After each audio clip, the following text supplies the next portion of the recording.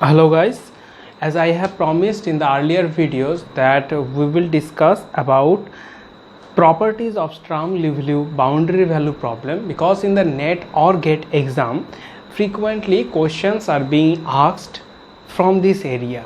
Depending upon the properties of Sturm-Liouville boundary value problem, every 1 or 2 year interval they ask questions. So it is very much mandatory for you to know all these properties or the basic properties of Sturm-Liouville boundary value problem. So let's start with it, but before going to that, just recall the fact of general form. The general form is ddx of p dy dx plus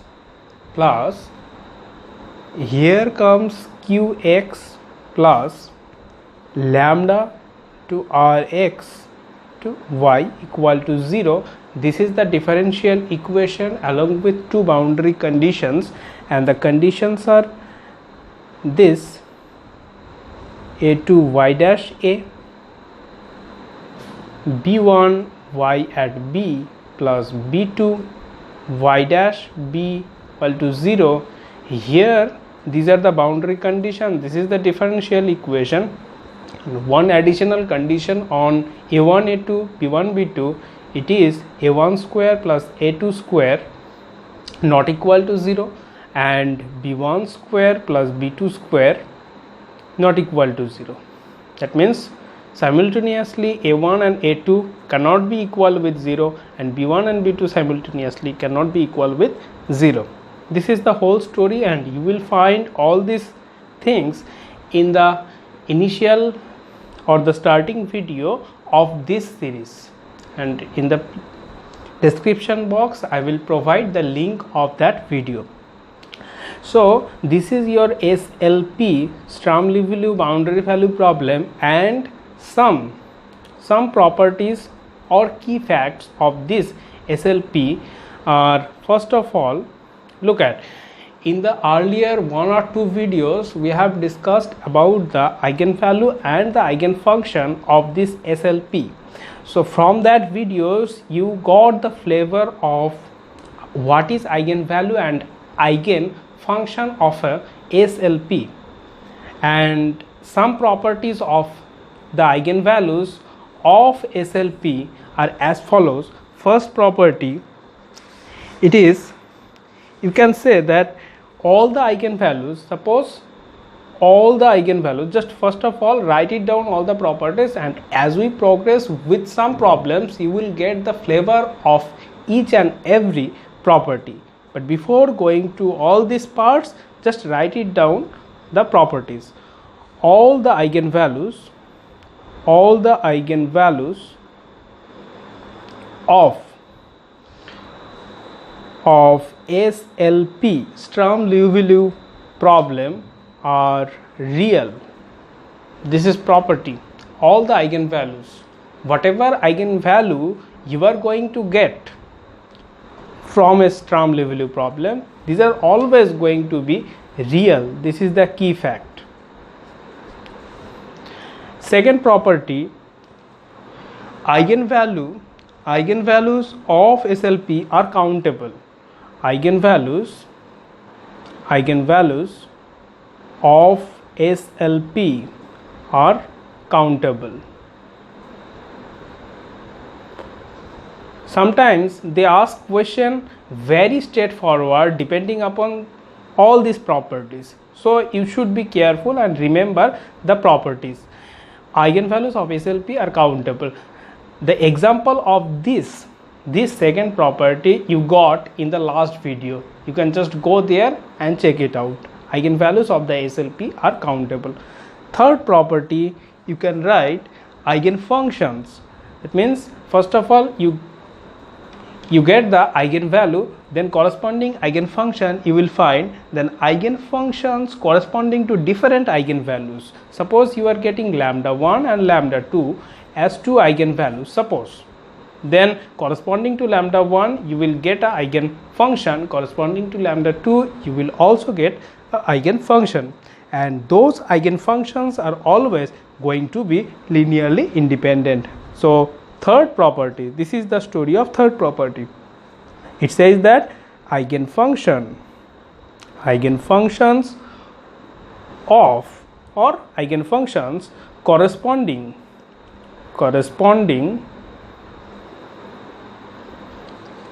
to two different eigenvalues or different eigenvalues corresponding to different eigenvalues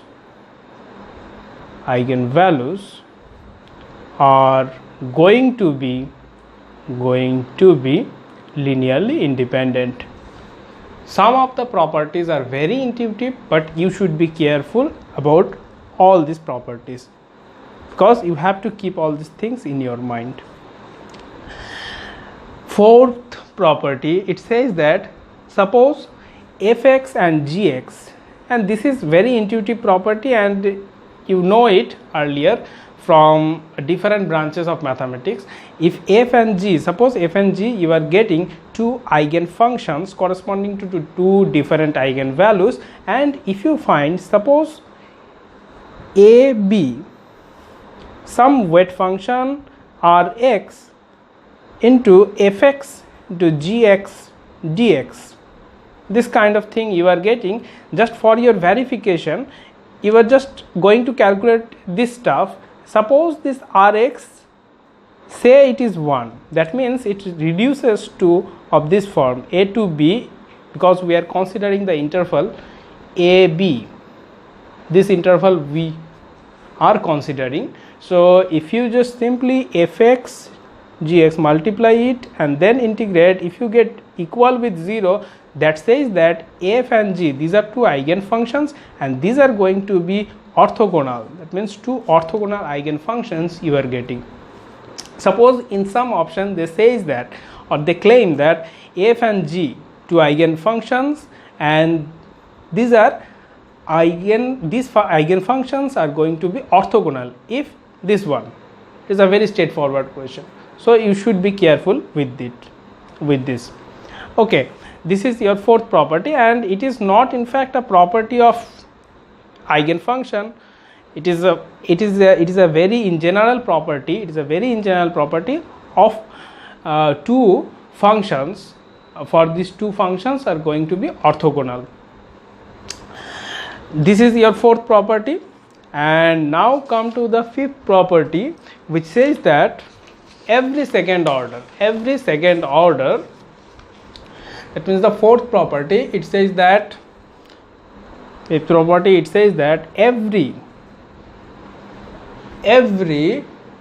second order ODE, every second order ordinary differential equation can be written in SL form. That means in Sturm-Liouville form you can represent any second order ODE. Sixth property, you will get all these flavors while we proceed with some examples. Sixth property, it says that a very intuitive property which says that SLP, Sturm-Liouville problem, cannot have two linearly independent eigenfunction corresponding to same eigenvalues. That means you are getting, suppose lambda is the eigenvalue and corresponding eigenfunction you are getting say fx. That means c into fx is always going to be another eigenfunction, okay, where c is a scalar quantity. It means just simply a multiplication with a scalar and you will get another eigenfunction. But it says that as SLP cannot have two linearly independent eigenfunctions. These are linearly dependent because you are simply multiplying with c. Okay, you are getting two linearly dependent. But the sixth property says that SLP cannot have two linearly independent eigenfunction corresponding to same eigenvalues. Fine. Now write down the seventh property.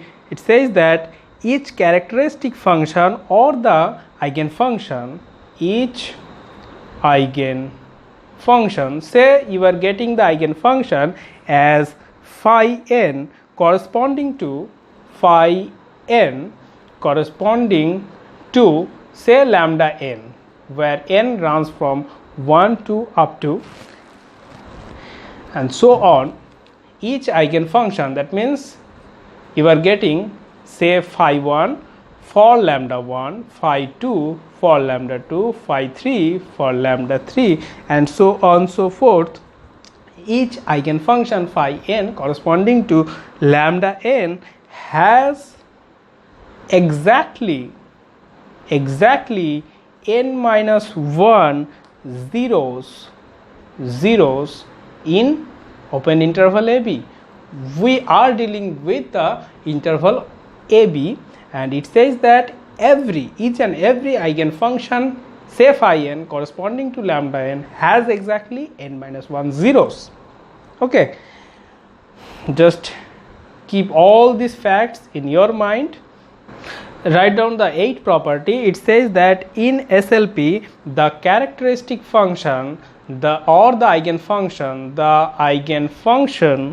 corresponding to different eigenvalues of that SLP are orthogonal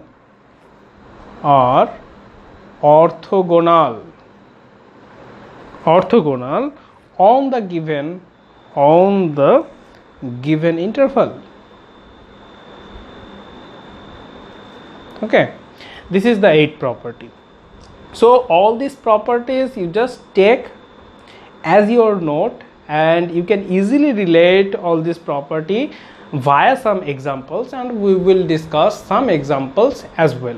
Okay, these are the properties, and if you find suitable things in this video, then don't forget to share the video with your friends.